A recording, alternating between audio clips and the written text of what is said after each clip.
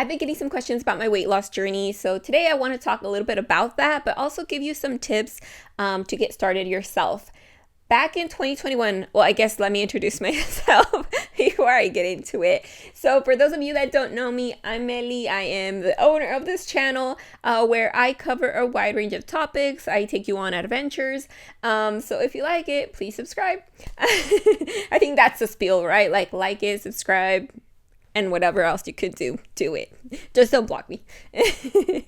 But anyways, I want to talk about it because I think it's important. A lot of people, they do want to get started, but they don't know how. And I'm not like a professional by any means. I do work out pretty consistently now. But I will say that I'm not a professional. I always start that there because of course, you might see this video and be like, that's not going to work for me, but this is what worked for me. And I'm hoping that you can take some tips away. I think you can. So back in 2021, I had a lot of things going on apparently, right? COVID was one of them. We all had that going on. But on top of that, I had carpal tunnel and some other medical issues that made me take some certain medication. One of them was like steroid shots. And for those of you that don't know, sometimes steroid shots make you feel hungry. So a lot of people end up gaining weight. And I definitely did. And then I had some other stuff too that was causing that like hunger and just, I don't know if it's slow metabolism, but just the weight came on very quickly. I gained about 20 pounds in like 6 months. I noticed that like my pants were not fitting. Like I would literally sit down and unbutton my pants because I'm like, dude, like no me quedan, these are not fitting. But I didn't really like pay attention. I just had too many things going on. And so I don't know when it was that I was like, what the heck? I think I finally weighed myself for some reason. Maybe I went to the doctor again or something.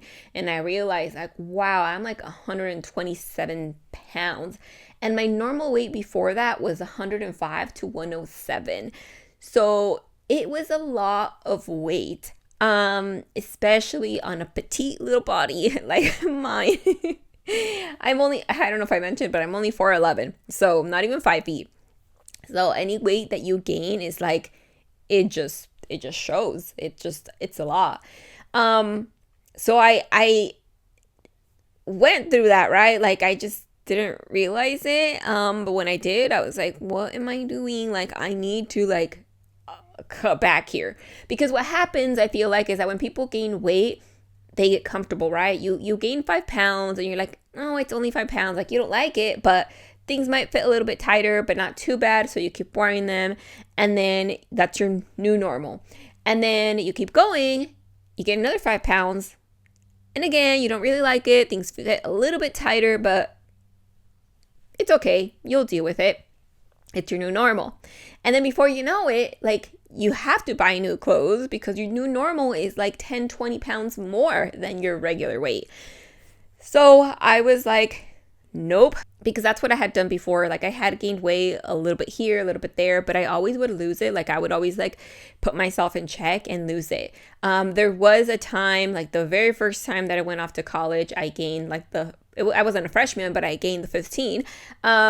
And again, I didn't notice till like later on, and I was able to lose most of that because when I went off, I was like, my weight was like 102. That was my normal. Well, I went up to like 113, 114. I ended up working in that orchard that summer, and I lost about, I lost all the way to like 107, 105. So I never went back, 105, 107 was my new normal. But anyways, I did pretty good about like putting myself in check and all that. And over the last couple of years, I have lost weight, gained it back, lost weight. So just to give you an idea, right, I was like at 127. I started doing a little bit better. My metabolism, I think because of the medication that I was on, like I started like going to the gym, and I wasn't going anything crazy. So I'll say that. But I didn't start losing weight until like the fall of that next year. And it was crazy because I'm like, I was doing better. I was eating, better. And I was exercising more, but it just would not come off. So medication really messes up your system. So I ended up losing, I think at some point I got down to 112, which is pretty good. Then went up a little bit, 116. And that's how I was, like 125, 123. Like I went down, I think 118, back to 123. And then at some point I was like down to 112, gained back to 116. And I was kind of doing okay. But then I got the whole sciatica issue going on in June of last year. For those months, I couldn't work out. Like I literally was just a blob. Like even my house was a mess. And once I started to be like more mobile, I was like, what the heck? Like what did I do for all that time that my house just became like crazy? But yeah, I just wasn't moving. Like I was in pain to stand. I was in pain to walk. I was in pain to sit. I was in pain to lay down. So I really just did not much, right? I just like maintained it where it wasn't like, okay, it wasn't disastrous, but I wasn't like doing like major upkeep. So I've lost 13 pounds in total. But since getting back on my weight loss journey, since February, I have lost about 8 or 9 pounds. Which is pretty good. So you might think like, oh, 13 pounds, that's in a couple years, that's like nothing. Which it isn't. But it is, because like I lost it, I gained it, I lost it, I gained it, like things would happen, and that's how life is. But I feel like since I started in February, like I really like kicked it into gear and not like going crazy. I didn't go like, oh, I'm going to go to the gym 4 or 5 times a week and I'm going to deficit and I'm going to do this, I'm going to do that. Like I have done it in a pace that has been slow, but I can maintain it. I think that's the biggest thing that you have to remember. I guess that'd be my first tip in this video, that when you start, think about something that you can be consistent in. Because if you can be consistent and if you can create habits in your life and in your schedule, then you're more likely to keep, that pace after you lost the weight. I talk to a lot of people that they're like, oh yeah, I did fasting. Well, they do fasting, but then, they stop fasting and then they gain the weight back. Like you can't, that's not something you can keep doing. I've talked to people that they're like, yeah, I'm going to the gym multiple days a week, 6 days a week for an hour. Well, are you really going to be able to keep 6 days a week? Think about it, for 4, 5, 6, 7 months. Probably not. You're going to get burnt out. Or if for some reason, if you lose that pace, you go on vacation, you do something else, like it's harder to get back to that. So I would think about like a plan that you can really do long term. And that's why I don't kick myself in the butt anymore if I can't go to the gym all the time. I try to go to the gym 3 to 4 times a week. 4 is like my best, like that's where I want to be. But I also know that my life is crazy. So if I can just go 3, that's okay. If I have to, skip. Now I've been skipping a lot more, like this last month, just because I've had to travel so much for work. But I try not to skip too many days, like maximum 2 days, and then I go back. Or if I am going to skip a little bit more, I try to do something at home. At least like a 15-minute walk and a 15-minute something. And for most people, it's not going to make a huge difference. But for me, since I really just have like my sciatica exercises, it does make a difference. So I just try to do something so I don't feel like, I don't know, like I didn't move my body at all. Like you need to move your bodies. The second thing within that realm is when you start, don't worry about, I don't know, going so hard, I guess. I don't know if that's the way that I would put it. That's probably not the best way to say it. Again, I am not a trainer. I think giving yourself attainable goals, because if you try to go like the maximum that you can, again, I don't think that that's gonna allow you to be consistent. So let me give you an example. That's the best way that I can explain things. So when I started by going to the gym like 20 minutes, and I was really out of shape. And so I'm like, you know what? 20 minutes is what I can do. And sometimes in those 20 minutes, I would just be like on the elliptical or maybe on the Stairmaster. And I'd be like, I want to go home. I hate this. Like, I don't want to be here. But I'm like, no, 20 minutes is literally nothing. So let me go 20 minutes. And I lived outside of town during this time. So, you know, it would take me like 20 minutes to get to town. I would try to like schedule my stuff around kind of the gym. Like, can I go and do this errand and then go to the gym? And so that would be like the easiest for me. So it didn't seem like such a task to be like, hey, I'm going to have to drive all the way to town and then, you know, work out, come back. Like, then I'm like, okay, I'm doing it. I was already going to be in town. So let me go to the gym. So I would try to do that. Like, let me just do 20 minutes. And then when I felt like, okay, I'm doing 20 minutes, and 20 minutes really, if like you're going to do it on the treadmill, you could walk 20 minutes. But the gym just has it's a different mindset. So I would go my 20 minutes and then next time I'd like, okay, I'm going to do 25 minutes. Okay, well now I'm going to do 25 minutes of whatever machine. And then I'm going to go to the back and try to do some weights. And using the machines, I would recommend using machines that you know how to use to start. There's a lot of videos online, so you can look up, you know, different tutorials.